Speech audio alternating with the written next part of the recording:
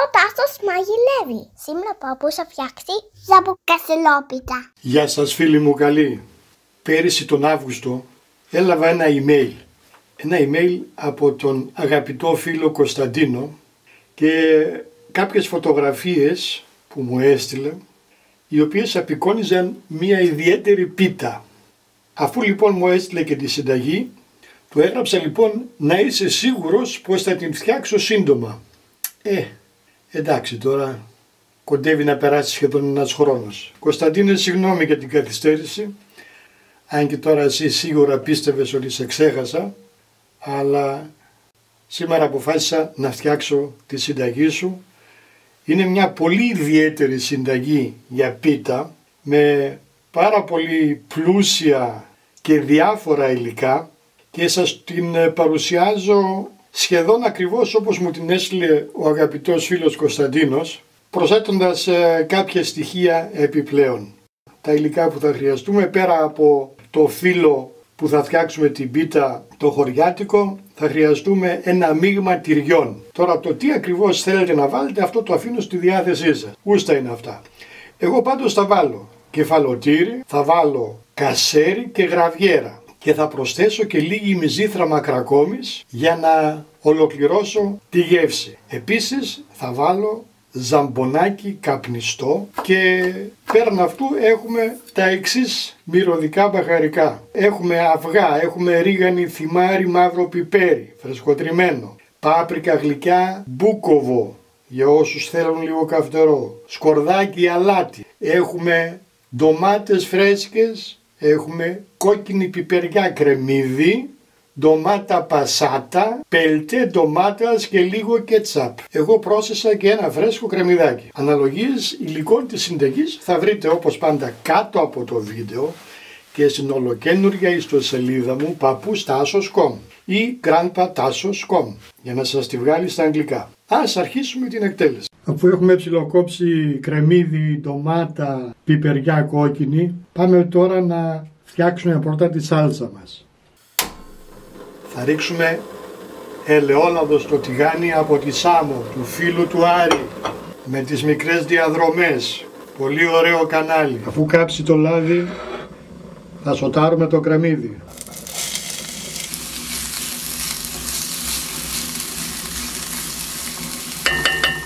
Σε χαμηλή φωτιά, ίσα ίσα να μαραθεί. Αφού μαραθεί το κρεμμύδι θα προσθέσουμε και την πιπεριά.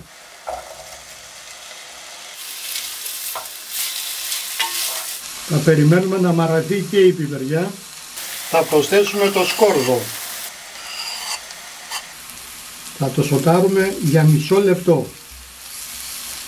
Ίσα ίσα να βγάλει το άρωμά του, όχι να καεί. Το ανακατεύουμε μαζί με τα υπόλοιπα.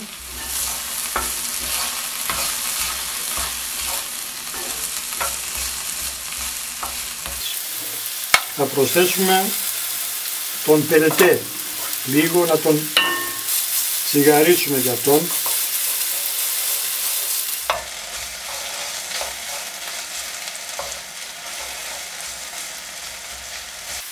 Μέσα στην ντομάτα πασάτα θα προσθέσουμε το κέτσαπ και θα τα ρίξουμε στο τηγάνι.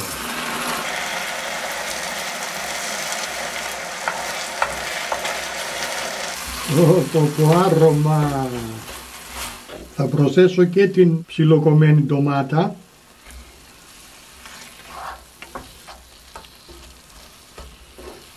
Και τώρα θα προσθέσω και όλα τα μπαχαρικά, αλάτι και πιπέρι. Καλό ανακάτεμα. Θα προσθέσω και περίπου μισό ποτήρι νερό. Θα το αφήσω να σιγοβράσει ώσπου να γίνει η σάλτσα παχύρευστη. Έχει σιγοβράσει για μισή ώρα. Έχει πιει όλα της τα υγρά. Αυτό ακριβώς θέλαμε. Οπότε σβήνουμε το μάτι και την αποσύρουμε από τη φωτιά. Την αφήνουμε στην άκρη ώσπου να ετοιμάσουμε τα υπόλοιπα. Θα ψιλοκόψουμε τα τυριά.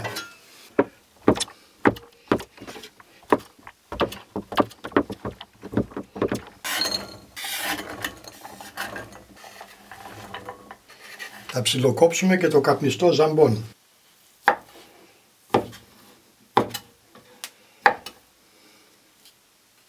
Θα το προσθέσουμε στα τυριά. Θα τρίψουμε μέσα για τη μυζήθρα μαγκραγόμης, να του δώσει μια ξεχωριστή γεύση.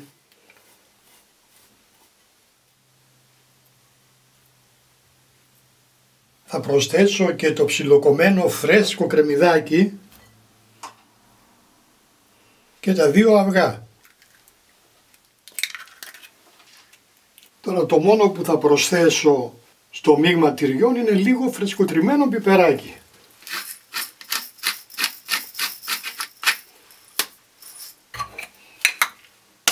Ένα καλό ανακάτεμα και είμαστε με τη γέμιση τυριών ζαμπόν έτοιμη. Κωνσταντίνε, δεν θα μου θυμώσεις που πρόσθεσα και ένα φρέσκο κρεμμυδάκι. Και τώρα νομίζω πως είμαστε έτοιμοι να στρώσουμε τα φύλλα και να γεμίσουμε το ταψάκι μας. Λοιπόν, πρώτη δουλειά, λάδωμα το ταψί. Φύλλα χωριάτικα έτοιμα.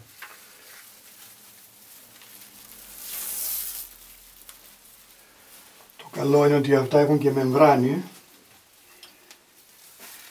και βολεύουν πάρα πολύ στο στρώσιμο.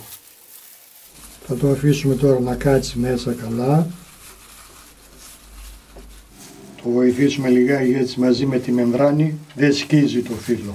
Αλλά και να σκίσει πάλι εμείς θα το φάμε. Ο Κωνσταντίνος γράφει βούτυρο, αλλά επειδή έχει πολλά τυριά και αυγά, το άλλαξα το βούτυρο Κωνσταντίνε και βάζω ελαιόλαδο. Θα βάλουμε τώρα ακόμη ένα φύλλο και μετά θα αρχίσουμε να βάζουμε τη γέμιση. 2 φύλλα κάτω, 2 φύλλα πάνω. Ενδιάμεσα θα μοιράσουμε τη γέμιση. Θα το βάλουμε και αυτό να καθίσει καλά μέσα στο ταψάκι.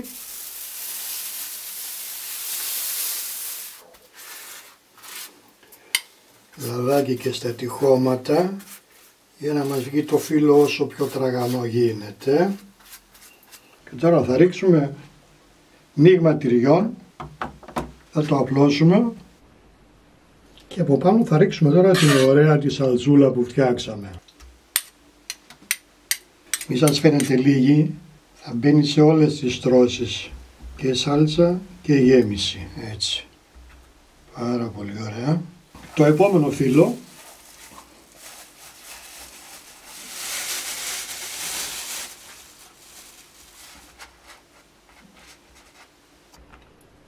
υπόψη πάνω θα βάλουμε 2 φύλλα σκέτα χωρίς γέμιση.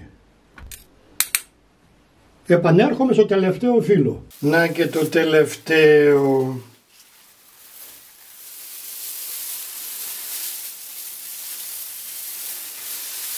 Θα βάλω και εδώ ελαιόλαδο για να πάρει και ωραίο χρώμα και τραγανό να βγει το φύλλο. Μπορείτε να βάλετε όμως αυγό αν θέλετε. Μπορείτε να ρίξετε και σουσάμι από πάνω. Ό,τι νομίζετε. Τώρα θα αρχίσουμε να διπλώνουμε τα φύλλα προς τα μέσα, αυτά που περισσεύουν. Αλλά θα προσέξουμε να είναι καλά λαδωμένα για να μην βγει ζυμάρι, αλλά να βγουν τραγανά.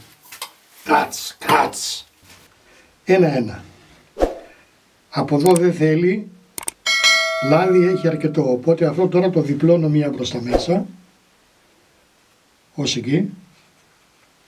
Αλλά αυτό που θα λαδώσω τώρα είναι αυτό. Συνεχίζουμε με το επόμενο φύλλο από την ίδια πλευρά. Έτσι. Και ούτω καθεξής. Θα κάνουμε πρώτα τη μία πλευρά. Μόλις τελειώσω σας δείχνω τη συνέχεια. Γυρνάμε και το τελευταίο μέσα. Θα πάρει και αυτό τη δόση του. Αυτά τώρα που τα έχουμε λαδώσει θα τα μαζέψουμε πλυσεδάκι στην άκρη. Το κλασικό δίπλωμα που κάνουμε στις πίτες. Αυτό συνήθως άμα δεν είναι καλά λαδωμένο βγαίνει σαν ζυμάρι, γιατί είναι πάρα πολλά φύλλα μαζί και δεν ψήνονται καλά. Λοιπόν, και αφού τώρα το είδατε αυτό, έτσι θα κάνω και τα υπόλοιπα. Είμαστε έτοιμοι να ψήσουμε. Πριν τη βάλω στο φούρνο θα χαράξω λίγο τα κομμάτια.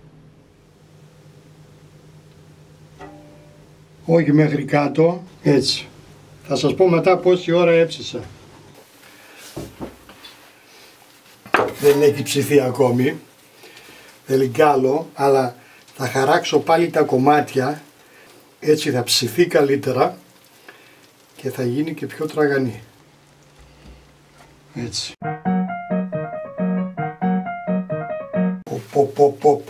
Πω. Τέλειο ψήσιμο. 180 έψησα, αντιστάσεις πάνω κάτω. Μισή ώρα πριν τη βγάλω την ξαναχάραξα και έμεινε συνολικά μέσα 1 ώρα και 10 λεπτά. Τώρα κανονίστε ο κάθε φούρνος, λίγο παραπάνω, λίγο παρακάτω. Αυτό το χρώμα θέλουμε. Για να δούμε, Κωνσταντίνε, τι λέει η συνταγή σου που άργησα να την εκτελέσω. Πάει κοντά ένας χρόνος από τότε που μου την έστειλες. Νιώθω ότι και τα κάτω φύλλα είναι πάρα πολύ τραγανά. Τι θα βγάλουμε τώρα, μέση ή άκρη? Βγάλουμε πρώτα μία μέση. Αν και εμένα μου αρέσουν αυτά τα τραγανά εκεί. Τέλειο ψήσιμο. Τέλειο ψήσιμο. Θέλω απλά να τη γυρίσω για από κάτω. Όπως από πάνω, έτσι και από κάτω. Για να βγάλουμε άλλο ένα, μην κάνουμε τσιγκουνιές, γιατί εγώ εκείνο θέλω να κόψω. Τι πίτα. Καιρός να δοκιμάσουμε.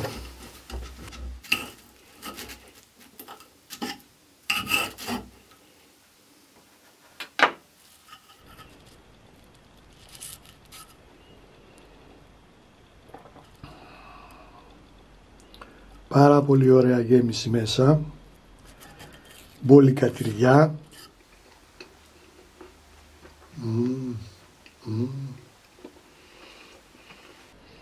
Κωνσταντίνε, μετάνιωσα που δεν την έκανα πιο γρήγορα. Είχες απόλυτο δίκιο. Φανταστική. Κράτς. Το που σας έλεγα. Εδώ οι άκρες που συνήθως βγαίνουν ζυμάρι, αν δεν έχουν αρκετό λάδι μέσα.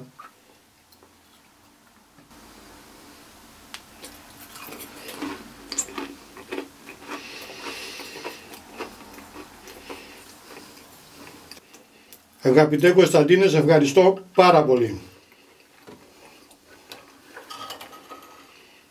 Πεντανόστιμη. Γεια σας φίλοι μου. Και όπως πάντα, με αγάπη, Παππούς Τάσος.